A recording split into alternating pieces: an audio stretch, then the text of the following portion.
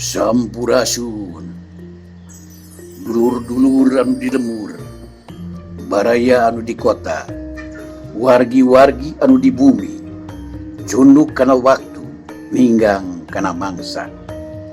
Ayeuna urang patepang deui dina acara DHS Dongeng Heureuy Sunda.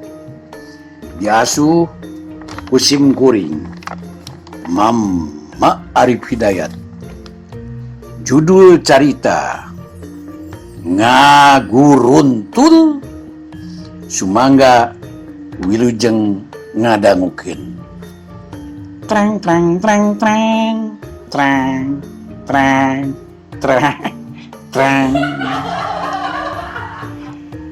Si Janoon sanggeus nyaho ti si Aci yen setiau teh hartina 1 juta.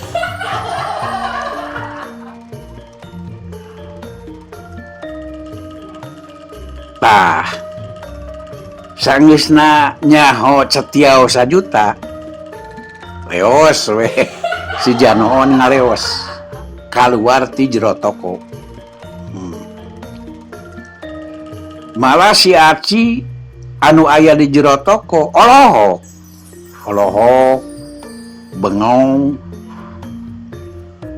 mata simeuteun ningali si Janoon teu pupuguh ngaleos kaluar ti jero toko.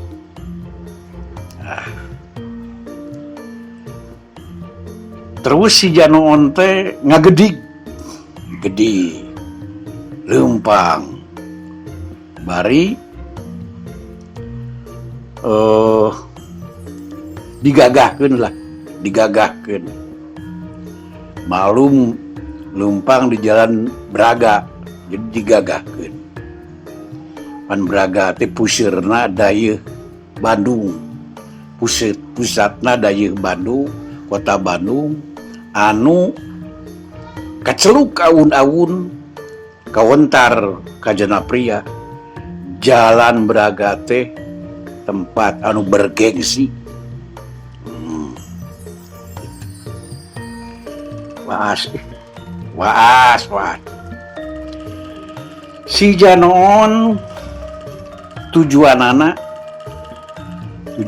ye. Tujuanana arek nganyang silaturahmi cik bahasa nasional nama, bahasa Sunda nama nganyang ka babaturanana di Gangapani di Hanap, jadi alias di Panbertia Pantat Braga Pantat Braga Ren. Tapi si Janoon teh ragu-ragu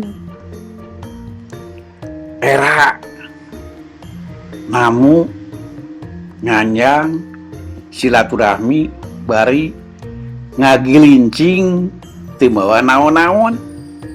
Era aya rasa kaera, rasa malu mah aya. Nah, biasana gitu. Lamun datang ti haur pugur teh baheula masuk moal jangkrik, baheula mah bikin jualan di Panber di daerah Pantat Braga. Baheula inget we jeung almarhum dagang jangkrik. Tah sedengkeun si Janoon teh ayeuna mah datang ka kota teh kapaksa. Jadi teh aya niat kapaksa we. Peda naon cenah ngerasa era di haur pugur arek maling kalapa kanyahoan kudu bogana gitu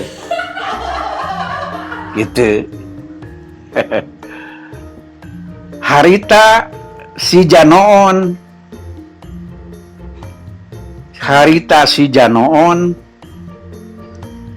bari lempang ngagedik di Jalan Braga teh pikiran nama baluweng bingung mikiran hayang boga duit arek balanja oleh-oleh ka toko pikeun babaturanana anu aya di Gang Apani alias di Panber Pantat Braga.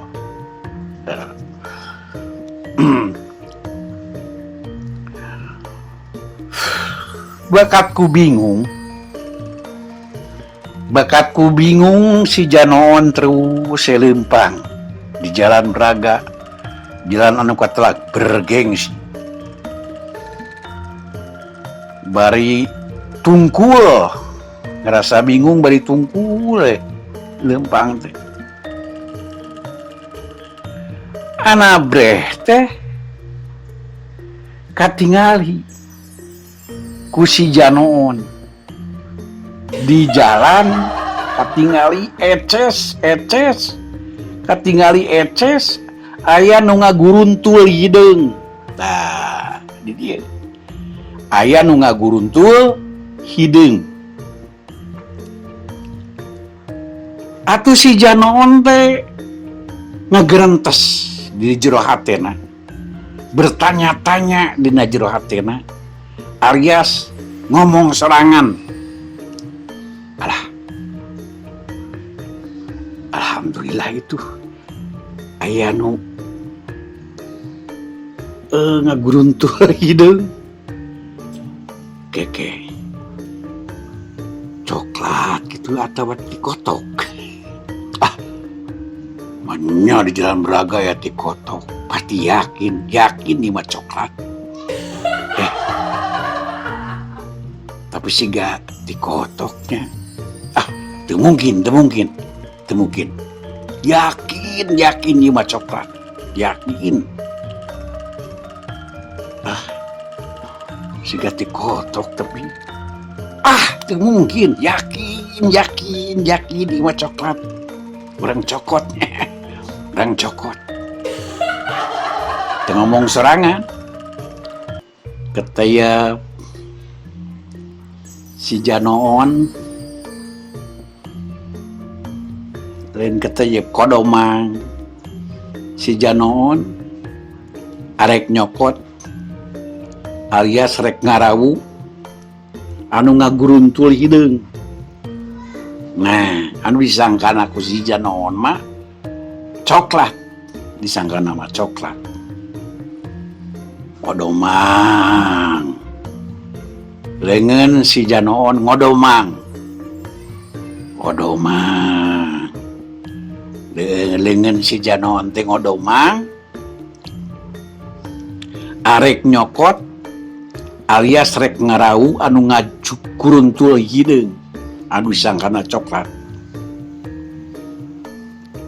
Eta mah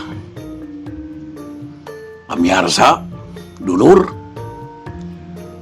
barang geus kacekel ama dolewak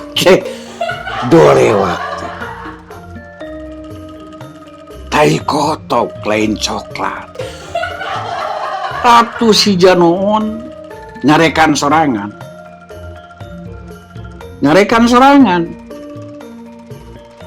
nyarekan kadiri sorangan cek aing tikotok siapa cenah kitu lain coklat. Aduh dasar sial tadi nama lamun coklat rek dijieun oleh-oleh rek dipake oleh-oleh rek diwikeun ka anakna babaturan di Gang Apani di Panber. Aduh ampun dasar sia sugan teh coklat. Waktos nasib sagurang cekapkeun dugi ka dieu heula nya. Insyaallah engke dilajengkeun deui dina judul carita anu beda. Ulah hilap, subscribe, like, share, komen. Hatur nuhun. Prrrr. Mius.